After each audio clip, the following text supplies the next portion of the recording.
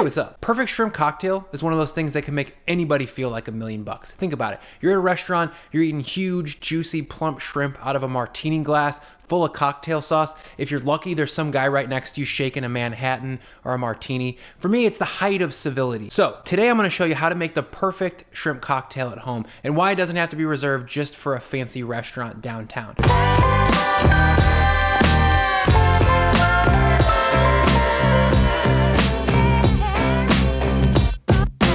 So let's jump in. As always, we start with the question, what makes a great shrimp cocktail? For me, it comes down to 4 things. Number 1, high quality, large size shell-on shrimp. Number 2, you gotta cook the shrimp at home. You cannot have great shrimp cocktail with a pre-cooked shrimp. Number 3, the shrimp's gotta be cooked in really salty, really flavorful water and cooked really gently. Number 4, and this is a big one, you gotta make your own cocktail sauce. It's gotta be heavy on the horseradish and heavy on the fresh lemon. And if you've got those 4 things, you've got great shrimp cocktail. Bad shrimp cocktail, on the other hand, can be rubbery and dry and not have a lot of shrimp flavor. Cocktail sauce out of the jar can be overly sweet, have no horseradish punch, and just be really boring. The good news is that this recipe is really easy. You just gotta buy good ingredients and not mess it up. So to get to the nice large shrimp part of this recipe, let's take a look real quick at what's available at my local grocery store. On the far left, we have Asian farmed white shrimp. This is $26.30, peeled and deveined. This is not a terrible shrimp. It's farmed and it's an Asian white shrimp, meaning that it's gonna be a little bit lighter in flavor, but really consistent and a really good product for the price. But because there's no shell, this one's disqualified.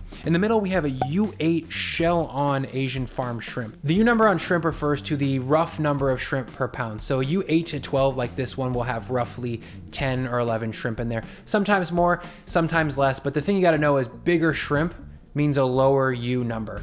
This U8 shrimp is the ideal size for cocktail in my opinion. Lastly, on the far right, we have a wild pink Key West shrimp. These are 1620s, and for me on shrimp cocktails, 1620s are just a little bit small. But these are also the most expensive. Wild shrimp are usually about 30 to 40% more than farm shrimp. I used these pink shrimp in the curry video that I did last week, and I really liked them, but they're a touch small, and I honestly prefer the simple, clean taste of a farmed white shrimp when it comes to shrimp cocktail. I could honestly talk about shrimp for like 45 more minutes, but the point is, avoid budget shrimp and pre-cooked shrimp. The worst shrimp cocktail on earth is made with pre-cooked shrimp. We've all had it. It's rubbery, doesn't have a lot of flavor, and it's just like a cold, wet, white thing that you use to transport cocktail sauce to your mouth. Okay, so let's get back to the house. Like I said, I picked the U8 white Asian shrimp, shell on.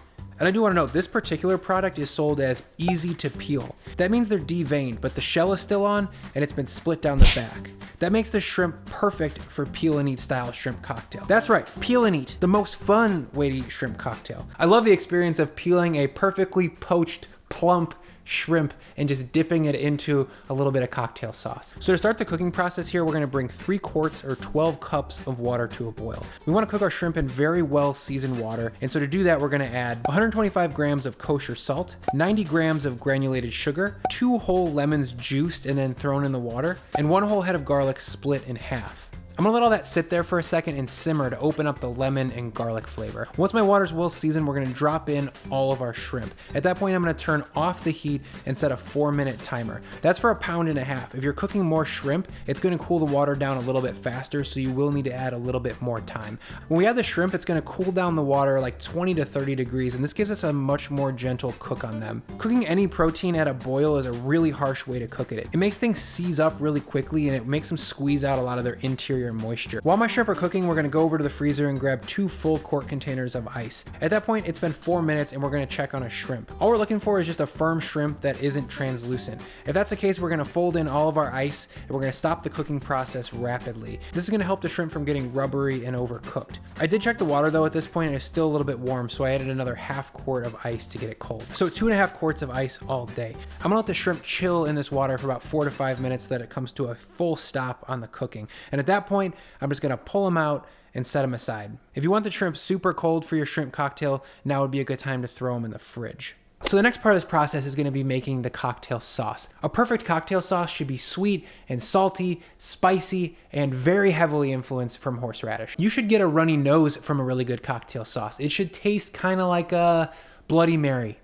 Yeah, so for me it comes down to 5 essential ingredients: hot sauce, chili sauce, black pepper, prepared horseradish, and lemon. We're gonna be using the juice and the zest of this lemon. Sure, you could definitely use ketchup here instead of chili sauce, but this is the stuff, in my opinion, you guys. It takes everything to a little bit more of a pro level. It is not as aggressively sweet as ketchup and has some onion and garlic in there, and that makes it less of a chicken nuggety thing and more of a grown-up thing. So to whip this up real quick, I'm gonna grab my microplane and I'm gonna zest this 1 medium lemon. Once I've got that zested, I'm gonna juice both halves, and that's about 2 tablespoons all day. To that, I'm gonna add 8 grams of hot sauce, 40 grams of prepared horseradish, 350 grams or about 1 whole bottle of Heinz chili sauce, and 40 to 50 cranks of black pepper. That's about 2 teaspoons. I add a lot of everything here: the pepper, the zest, the juice, hot sauce, horsey. All of them are bold and powerful, and I just want a lot of it all. That's kind of the beauty of cocktail sauce, actually. It's so flavorful. A simple well-poached shrimp is a delicious and beautiful thing all by itself. I love it, and I could eat it alone, but a cocktail sauce is sharp, it's spicy, it opens your nostrils. Woo! Woo! So our sauce is done, our shrimp are poached well, but we gotta do this thing right. We gotta plate it up proper. When you're buying your shrimp, any place that does a decent amount of seafood business probably has a crushed ice machine in the back. Just ask for a little bit of ice. They'll give you it for free. And then you can take your shrimp cocktail to the white tablecloth level that it deserves. But it feels right. It feels upscale. I'm just gonna finish this off by throwing in some lemon wedges and, of course, the cocktail sauce. Everything's looking good.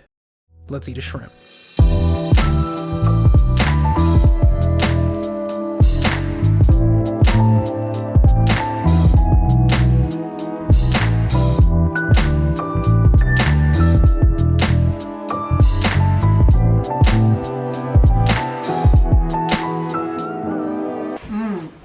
I love it.